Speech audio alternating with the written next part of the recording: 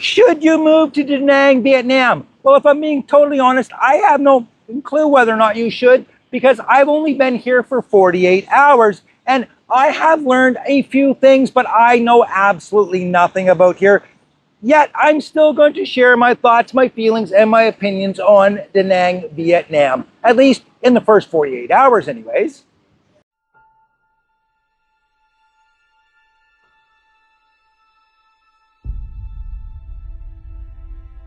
Why, hello there, guys. Listen, I have been in Da Nang now for 48 hours. Well, if I'm being completely, totally honest, and this is where the magic of Hollywood and the bullshit of YouTube collide, it's been 72 hours, but my first day, I completely, totally lost it running around to the ATM machines. If you haven't watched that video, guys, and you're thinking about coming to Vietnam, it is one that you should definitely watch. I will put a link in the description below. So I'm actually doing my first 48 hours after my first 72 hours. But let's be honest, the first 72 hours just doesn't sound as hard hitting as the first 48 hours. Anyways, guys, like I said in the intro, there's some good, there's some bad, there's some ugly, there's stuff I really like about here, and there's other things that I'm not 100% sure about yet. And I will do updates every other day, letting you guys know my honest, true feelings about here in Da Nang, Vietnam. I will say this much, it is absolutely beautiful. The beach here, I think, is incredible. Now, we had a storm last evening, and pretty much all of yesterday was pretty crappy. So today the waves are really super choppy. It's great if you're a surfer. However, if you're hoping to go in and swim, I'm not sure if they have riptides here or not, but I see people surfing. I don't see anybody swimming at all. The waves, again, they're pretty choppy out there, but still, it's spectacular. I think this beach, this whole beach, it's so long, it's crazy, but it's, I think, just beautiful. I love the beach here.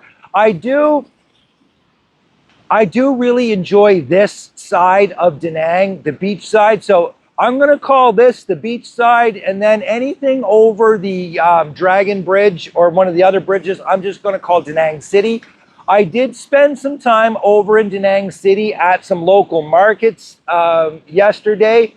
That was kind of a kooky experience. It's a lot like being in Thailand or China, to be honest with you. They're the exact same markets with the exact same stuff.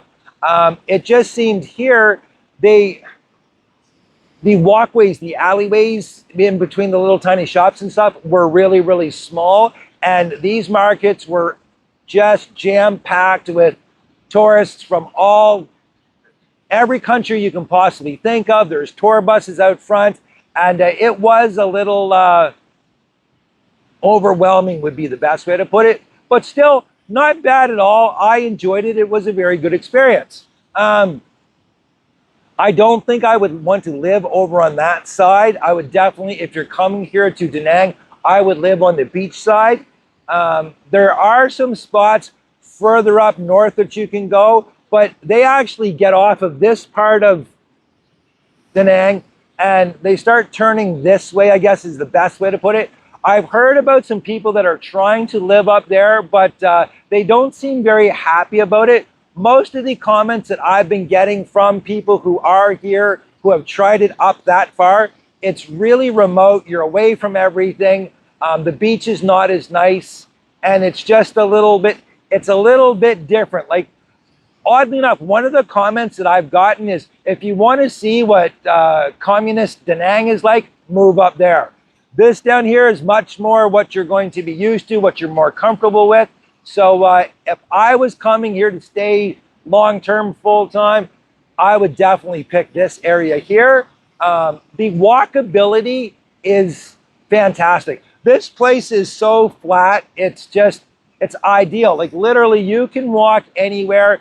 I've got some friends that are staying here right now, and they're at different parts along the beach. So I can walk from place to place. Getting Bolt cars and taxis, again, it's simple, it's easy. We all know how to use Bolt or ride-hailing apps, and it's super cheap. I can go from, like, my friend's place down here all the way up to the other end of the beach for right around $2 US, which I think is fantastic. And as a matter of fact, I don't think I've spent $2 US on a taxi ride here yet. Typically, it's right around $1.50. That I really like about it. I do enjoy the fact that there are so many different food options here as well. Yes, a lot of people are going to talk about the banh mi. They're going to talk about the pho. They're going to talk about the local foods.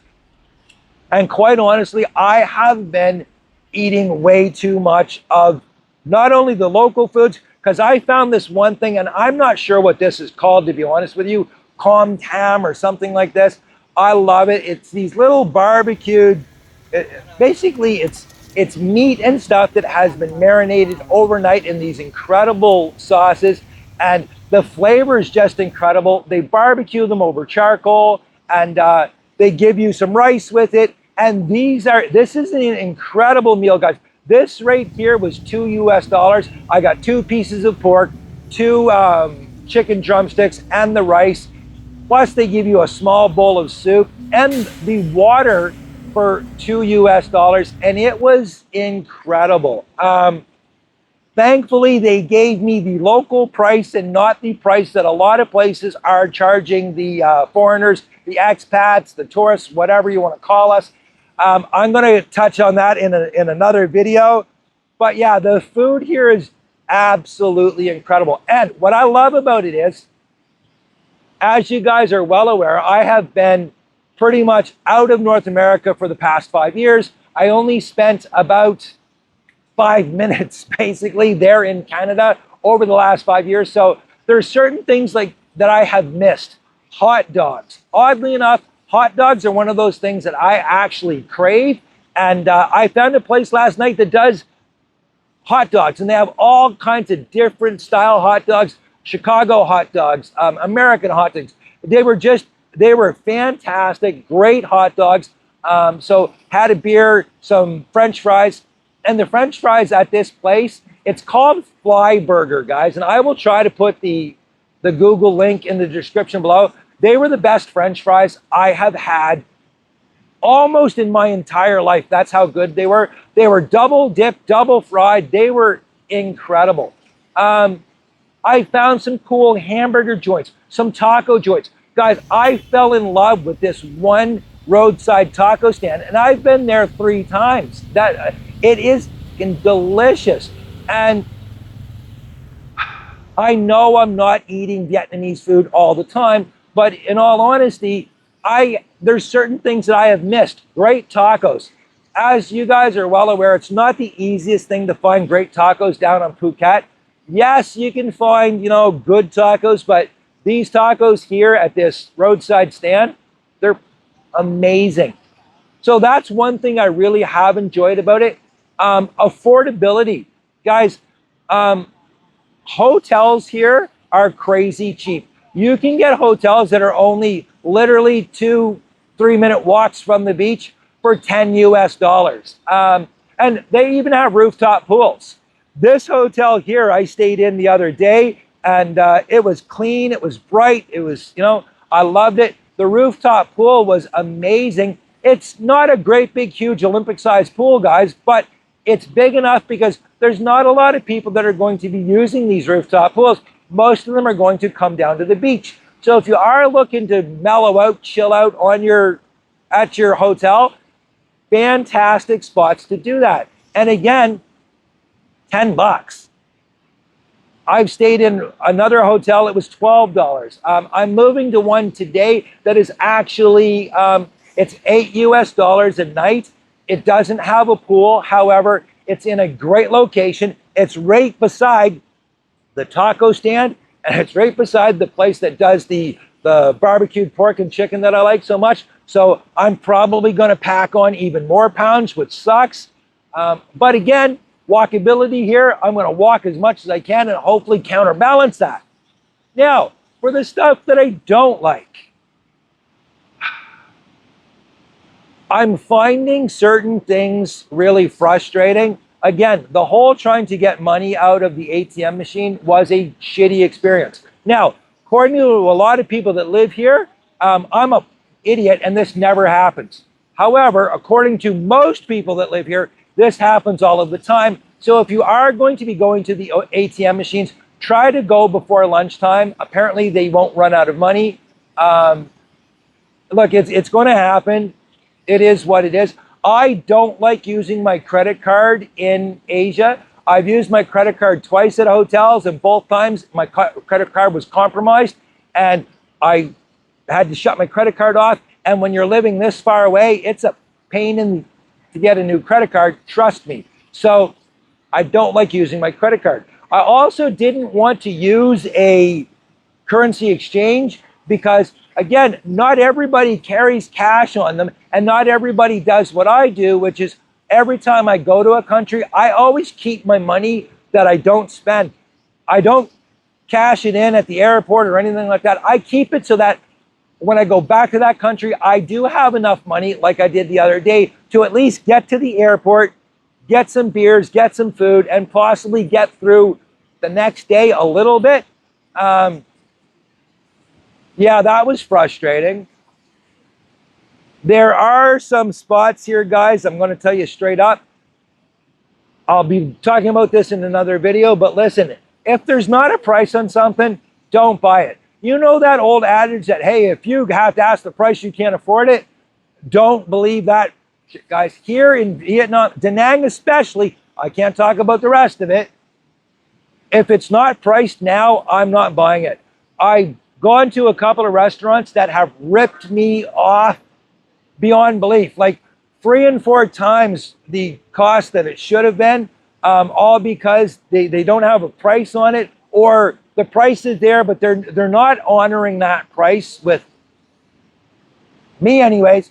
I've heard from lots of people that they've experienced the same thing. I've had locals tell me the same thing. I even had one local girl go to the restaurant that hammered me so hard and say, hey, Kim, that wasn't fair. There's that. There's a few other things, guys. Is this as safe as Thailand? Is this as safe as China and other countries around here? Again, I'm going to talk about that in an upcoming video, but there's definitely things that you need to be aware of when you're coming here, because if you are someone who is used to the way things are in Phuket or Thailand, or if you're used to the way things are, especially in China, you're going to be in for a rude awakening here. So that's one thing I will talk about in another video.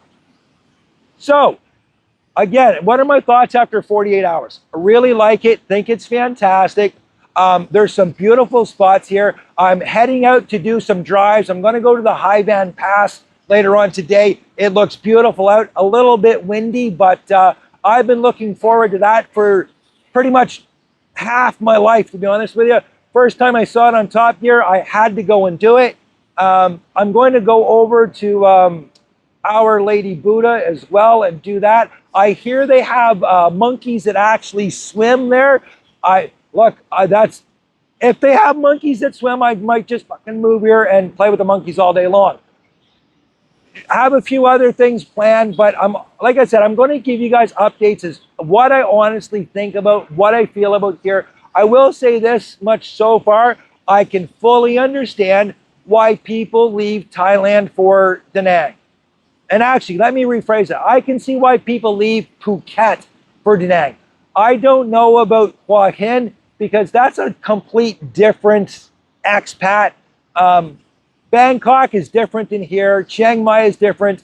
Pattaya, Pattaya. I don't think that anybody, at least not the older guys that are living there, are going to come here because it's a complete, total different animal. The younger people on John Tiem and stuff and down in Phuket, digital nomads, I can see why they would come here. There seems to be a really strong expat community. There's some shitty parts about that as well that I'll get to in another video. I don't want to talk your ear off in this one. But yeah, I can see why people come here.